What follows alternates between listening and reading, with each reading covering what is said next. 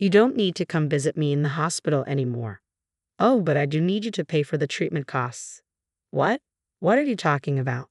Confusion swept over me. I had been juggling part-time jobs tirelessly to support my husband, even after he fell ill. I covered his hospital transportation and treatment costs with my hard-earned money. Your role is over now. Thanks for everything up until now. Don't joke around. I'm completely serious and I'm going to remarry your best friend. Was he really asking me to accept this after I had dedicated my whole life to him? Rage boiled within me like magma ready to erupt. As if to provoke me further, he continued, "Sorry, but you're going to have to leave our home soon. It's not your place anymore." Are you serious? Don't make me repeat myself. Since when? I couldn't help but voice the question that had been gnawing at my mind. Oh, it's been a while. Probably shortly after I got sick. I see. Despite my bewilderment, I wasn't going to agree to a divorce so easily. He might have thought I would comply quietly, but that was a big mistake. I'm quite busy as well. Here, sign this, he said, pulling out divorce papers from a drawer. I was irate, wondering just how badly he wanted this divorce. But honestly, I was tired of being married to such a person. Fine, I'll sign it. Good, that's a smart decision on your part. Yeah, isn't it? He looked at me with a smug, mocking expression on his face. There was no need to hold back anymore, and so the curtain rose on my quest for revenge. My name is Betty. I'm an ordinary housewife in my 50s. My husband John and I were about to celebrate our 28th wedding anniversary.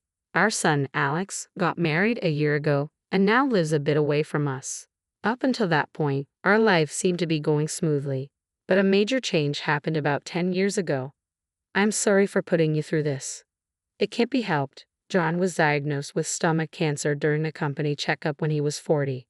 It was detected early, but it was still a shocking and heart-stopping moment for us. I can barely remember the moment he told me. I'll probably have to deal with hospital visits and maybe even hospitalization. I'll handle it. Sorry, and thank you. I immediately started working part-time jobs. We had some savings, but I was uncertain about how long he would need treatment and how much it would cost. I informed our son, but he was still in college at the time, and it wasn't practical to ask for his help frequently. Thank you for today. You've been a big help in so many ways. No problem at all. We're best friends, aren't we? Besides, it's all give and take. My worried best friend, Susan, had come to check on me, and her presence was immensely reassuring. She had been instrumental in helping me find a part-time job when I was struggling, and thanks to her, I managed to get by. During busy times at work, I often relied on Susan for rides to and from the hospital. It really helps that you came all this way. Don't mention it. I didn't have much else to do anyway. Still, doesn't your husband say anything about it? Oh, he's fine. Seems like he's not that interested in me anymore. What, really? A surprised gasp escaped me. I'd known Susan for years, and she had always been stunning, seemingly ageless. She was my age, yet she seemed to grow more charming after turning 40. You're so beautiful. I'm envious. I couldn't help but sigh, feeling a pang of embarrassment standing beside her. Have you had any good things happen lately? Your smile seems to have increased just a little. It's a secret for now. What's that about? You have to tell me sometime. Some other time. I noticed a subtle lift in Susan's smile. I soon forgot about it, unaware of what was to come. The treatments were progressing well, but along with it, my husband's demeanor began to change. You have it easy. What? His sudden words during a hospital visit left me bewildered. Even if you say you're working, you still rely on your best friend for rides. What are you talking about? Yes, she gives me a ride when I'm busy, but... Busy? You're just working at a grocery store. Don't exaggerate. His words struck a nerve. I had indeed leaned on Susan for rides, especially during hectic times, but lately she had been volunteering to help even more, even visiting my husband in the hospital when he had checkups. Before I could gather my thoughts, he interrupted. What are you spacing out for? You did bring what I asked for, right? Yes, of course. You could be a bit more thoughtful. Hand it over. He demanded magazines and drinks to pass the time. Enduring his sarcasm, I handed him the convenience store bag. Fortunately, my cancer was detected early, so I am able to be this healthy. But if my condition was worse, it wouldn't have been like this. You can go back now. But isn't there more to discuss? I don't need you here for that. What? I'm your wife. It's only natural for me to hear about it. You don't get it. It's just a progress report. Even so, I tried to argue, but his mind was set. Realizing arguing was futile, I decided to leave. If that's how you feel, I'll go back. Yeah, take care. As I closed the door to his room, my husband didn't even glance at me, absorbed in his magazine. I started questioning why I was enduring all of this. 3 weeks later, as my husband was about to be discharged, his attitude only worsened. I'm glad he could be discharged. Yeah. The next day, we decided to celebrate my husband's return from the hospital by inviting Susan over to our house. Susan, thank you for coming today. Since you've made the effort to come, please make yourself at home. Thank you. What's Betty doing? I'm the main event today, you know. I'll get everything ready now. Then I'll help out too. My husband interrupted, addressing Susan directly. Susan, you don't have to do anything. You're a guest today. Susan glanced at me, uncertain. I silently hoped she would help, but I didn't voice it. Susan, just relax. It's not a big deal. I managed a smile, though it felt strained. My emotions were tangled. From the kitchen, I watched them chat comfortably. He smiled at her in a way he hadn't smiled at me since his cancer diagnosis. Hey, what are you dawdling for? Sorry. I hurried back, but my husband's remarks continued. Come on, Susan is here, you know. Get it together, John. I really don't mind. Betty, you should be thankful to Susan. Yeah. I struggled to understand why he was saying this. With Susan there, I felt unable to protest. In that moment, I had no choice but to endure it. After about 3 hours, Susan left, but the tension lingered. I'll leave the cleanup to you. My husband made a mess drinking and didn't offer to help. Unable to contain my irritation, I asked, by the way, when did you become so close to Susan? The room suddenly felt heavy with tension. What? Don't tell me. What, are you jealous of Susan? You, a woman of your age? My husband laughed, pointing at me. It's not funny. It is what it is. From that day on, my husband began belittling me. The situation worsened when his cancer, which we thought was cured, unexpectedly metastasized. Why do I have to be hospitalized again? My husband showed signs of exhaustion, but those were my lines. Since his discharge, I had cut back my part-time work from 5 days to 2, but the idea of increasing my hours again was daunting. Then, on the morning of his hospitalization, he dropped a bombshell. Oh, I forgot to tell you, but you don't have to come visit anymore. What? Why? You've been having a hard time too, haven't you? That may be true, but besides, I need you to earn a steady income. He used to belittle my part-time job, but now he conveniently changed his tune. Our savings were nearly depleted from his previous hospital stay and surgery. Moreover, since his discharge, he had been spending a lot on hobbies seemingly to cope with the stress of his hospitalization. I was planning to work more anyway. Then stop hanging around here and go work already. Feeling dismissed, I decided to leave immediately. Well, I'm going to head home then. Oh, hang in there. As I tried to leave the hospital, I ran into a familiar face. Susan, what are you doing here? Oh, hey, come to think of it, John is getting hospitalized, right? Yeah, so what about you, Susan? A friend of mine is also in this hospital. After a brief chat with Susan, I couldn't shake the feeling of unease. I went to work, but thoughts of Susan at the hospital lingered in my mind. Is that you, Betty? I have a favor to ask. A favor? I thought you were going to rely on me. The day after he was admitted, my husband called me. Despite his earlier aggression, he now approached me with an unexpected request.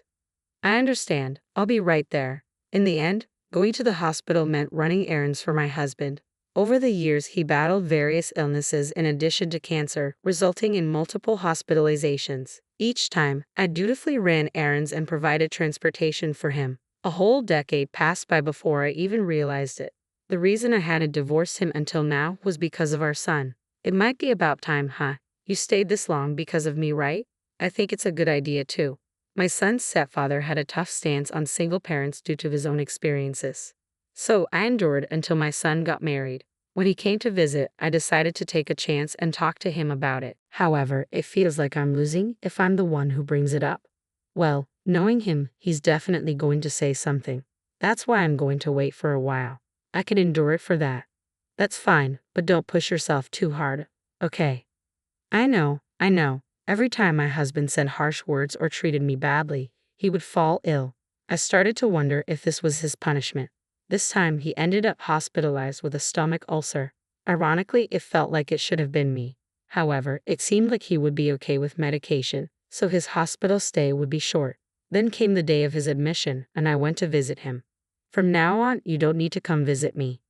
Oh, but I do need you to cover the medical bills. What? What are you talking about?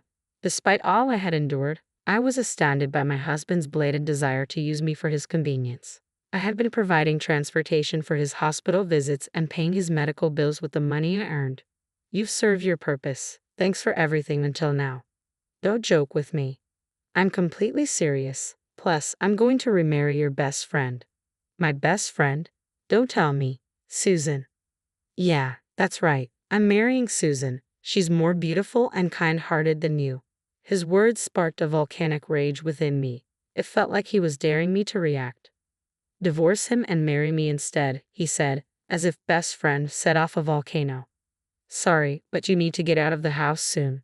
It's not your place anymore, my husband stated firmly. Are you serious?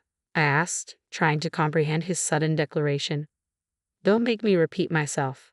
Since when? I pressed, needing to understand more. It's been a long time, probably just after I got sick. I see. Despite my confusion over his abrupt desire for a divorce, I wasn't about to agree quietly. My husband might have expected compliance, but he was mistaken. I'm busy too. Here, sign this, he said, pulling out divorce papers from a drawer. Irritated, I wondered how badly he wanted this divorce. But truthfully, I was exhausted from being married to him. Fine, I'll divorce you. That's a good decision for once. Yeah, that's right. With a bitter smile, my husband mocked me. With nothing left to lose, the curtain on my revenge was about to rise. In that case, I'll go ahead and submit these divorce papers myself. Is that so? Thanks. Taking the papers from him, I headed home, sinking into the sofa with a deep breath. The real challenge was just beginning. I called my son to explain the situation. I can't believe you were prepared for this. Well, he clearly wanted a divorce, didn't he? And the timing isn't bad. He's the one who initiated it. If you're getting kicked out, come stay with us. That's a relief, but are you sure? Absolutely. I've already talked to my wife about it. Thank you. Packing a few days' belongings, I headed to my son's house, grateful for their support. Surprised by their warmth, I found solace in having allies. But realizing he'd been planning this for nearly a decade left me wondering what his motives were. My son's words echoed in my mind. Reflecting on the signs I missed, anger simmered against my husband for treating me like an obstacle and Susan for betraying me. The desire for retribution burned within me. But what are you going to do now? Don't worry, I've got this. The divorce paper? Yes, his name is already on it, and I told him I would submit it myself. Oh, I see. So that's your plan. It seemed my son had caught on to my strategy. As long as I didn't submit the papers to the authorities, we remained legally married. Despite suspicions of infidelity, I lacked concrete proof. That's why I chose to hold off and gather evidence instead. I hate to ask, but I might need his cooperation. That's understandable. So, where do we start? First, we wait for him to be discharged from the hospital. Since he wants me out, he must have plans for that house. But isn't the other party your best friend? How do you feel about that? My son's concern was evident. If that's how it is, then I'm prepared. Even though we were best friends, she crossed the line. At this point, I reached out to someone crucial. Susan's husband, Tom. It appeared he was unexpectedly facing a divorce, just like me. When I made a certain proposal to him, he readily accepted. Well then, I'm counting on you. I hope this plan works out. Susan used to complain about not getting enough attention, but it seemed that was a facade. It appeared she was the one neglecting her husband. They were truly cut from the same cloth. Hearing this, I couldn't help but sigh. For now, trust me, I'll ensure those two face the consequences of their actions. With a mix of anxiety and determination, I awaited my husband's discharge from the hospital. It happened about 10 days later. Ensuring everything was in order at my son's house, I finally reached out to my husband. Once I have some belongings I want to pick up. Is that okay? Belongings? Didn't you take everything with you? I'm sorry. There's just something I really need to bring with me. You can throw everything else away. That should be fine. And how's Susan doing? Oh, she's fine. We're going to live together in 2 days, so get everything done before that. However, I had no intention of following those instructions. It had to be when the two of them were together. 2 days later, I headed to the house with my son driving. I still had the keys, so I sneaked inside. What are you doing here? I swung open the living room door with force. There, the two of them were sitting on the sofa holding hands. Why are you here? Did you forget I said I was coming to get my belongings? Then I glanced at Susan. She looked surprised, her eyes wide open. Susan, long time no see. You look well. Susan looked down, perhaps feeling guilty about her actions, even if only slightly. But it was too late for regrets now. Just grab your stuff and get out. This isn't your house anymore. What? Why? This should still be my house too, right? What are you talking about? We're divorced, aren't we? Hearing that, I couldn't help but smile slightly. I did give you the divorce papers, didn't I? The divorce papers? Ha, is this what you mean? I showed him the papers he had given me. You didn't file them? Then go file them right now. Don't worry, I'll make sure to file them later. But first, there's something I need to do. What's that? He looked completely clueless about what was about to happen. He seemed fine for now, but I eagerly anticipated how long that would last. Since I hadn't filed them, we're still legally married. And yet you've brought her here. You understand what this means, right? What?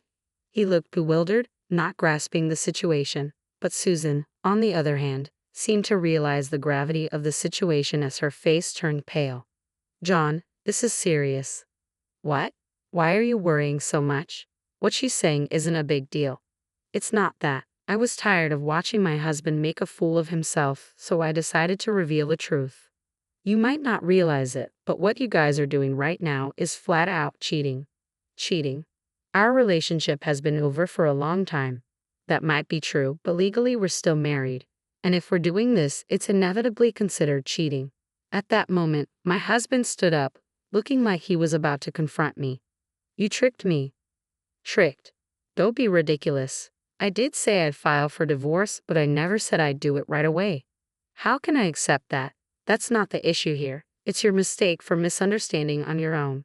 Were you getting ahead of yourself? What does that mean? He shifted blame and became defensive.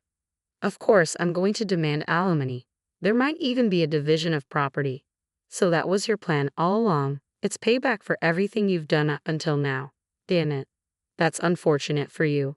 My husband muttered, clearly feeling bewildered by the turn of events. However, there was one more person I needed to address. Susan must have heard our conversation just now. You realize I'm going to have to demand alimony from you as well, right? But we're best friends. Can't we settle this more amicably? Indeed, we were best friends until just a moment ago. Oh, and Susan, you did give the divorce papers to John, didn't you? How did you know that? Susan looked startled, realizing she was caught in her deceit. No way. That's right, John hasn't filed for divorce either, so you might get a demand for alimony from him as well. Suddenly, Susan stood up. Susan, I'm going home. What are you talking about? Goodbye. With that, Susan left the house, leaving my husband standing there, dumbfounded. I couldn't help but burst into laughter. It's really unfortunate. Even Susan left you. It's all your fault. Can you stop blaming others for once? Not everything is my fault. Then, unexpectedly, he seemed to run out of defenses and changed his attitude. You're right. I seem to have forgotten how important you were, Betty. Your words made me realize that. Finally, you've come to your senses. That's right. I was out of my mind. I anticipated what my husband was about to say. That's precisely why I didn't want to hear it. I'm telling you now, I'm still going to demand alimony and we're getting a divorce. I can see right through your intentions. I've apologized, haven't I? As if an apology would make me forgive you. What kind of woman would get back together with a loser who even got dumped by his affair partner? Having said what I wanted to say and feeling satisfied, I began to get ready to leave. My husband then grabbed onto my leg. Please, I can't live like this. Excuse me, that's none of my business. Could you let go of me? I shook off my husband and left the house, returning to my son Alex. How did it go? It went better than expected. I see. You look relieved. Since we're here, let's treat ourselves to something nice before heading home. I had never felt so refreshed. Despite the tasks still ahead, today's glimpse of my husband's despair was deeply satisfying. A few days later, I promptly initiated divorce proceedings through a lawyer. I aimed to settle everything swiftly before my husband could complicate matters further. He likely never anticipated this outcome, but that was his miscalculation. Hello, Susan. Susan called me while I was returning from a lawyer's consultation. There was a pause on the line. Do you need something? I'm truly sorry about everything. I will ensure to settle any dues. Understood. How are you holding up? We've discussed it and decided not to pursue a divorce. I see. I wish you happiness. Susan seemed to hesitate, but I ended the call. Continued conversation might lead to forgiveness, which wasn't something that could offer easily, given her nearly decade-long deception. Of course, Susan wasn't the only one reaching out to me. You don't have anything to say to me now, do you? Wait, please hear me out. Well, since this is likely the last time, I'll listen. I'm going to be hospitalized again. At this point, it didn't surprise me anymore. How long will you be in the hospital? You'll have to manage on your own from now on. I don't have any money. I've supported you as much as I could until now, but I'm not obligated to continue. Why don't you ask someone else for help? There's no one else who can help. Well, you had someone until now. That's unfortunate. If that's all you wanted to discuss, I'm ending the call now. Good luck. I felt satisfied, knowing I conveyed my sarcasm. I could almost picture his expression. After that, the divorce finalized smoothly, and I received fair compensation. Finally free from the chains of marriage, I couldn't be happier. By the way, he called me too, a week after I'd received your call. Oh, really? Yes, but I made it clear I couldn't assist him in any way. That's the right response. He needs to face the consequences and make amends. Now, I live with my son, surrounded by my sons, daughters-in-law, and grandchildren. I am content. I may have lost nearly 10 years, but it's never too late to begin anew. From now on, I aim to live peacefully and make up for lost time.